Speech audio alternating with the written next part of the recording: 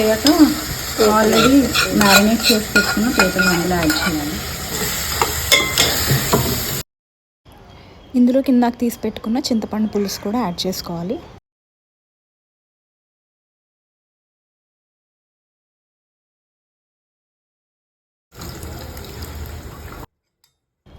ముక్క మునిగేదాకా ఈ చింతపండు పులుసు వేసుకోవాలి. పులుపు చెక్ చేసుకుని సరిపోకపోతే ఇంకా యాడ్ చేసుకోవాలి.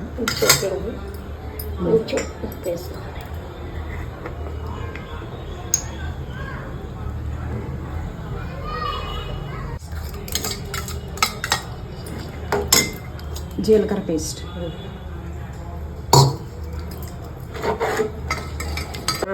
కొద్ది ఉడికాక అప్పుడు వంకాయలు టేస్ట్కి వంకాయలు వేసుకోవాలి. వెంటనే పచ్చిమిర్చి వేసుకోవాలి. కొంచెం పీతలు ఉడికాక వంకాయ వేసుకోవాలి టేస్ట్ కోసం. ఇందులోనే కొత్తిమీర కూడా యాడ్ చేసుకోవాలి.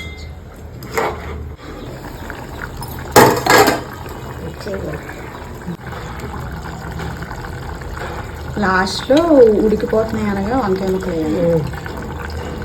ఫస్ట్ ఇది అరగంట బాగా పులుసు మరగనివ్వాలా.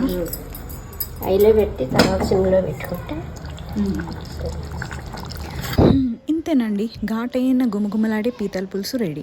సో అయిపోయాక మనం ఊరుకుంటామా, వెంటనే లంచ్ చేసేసాను.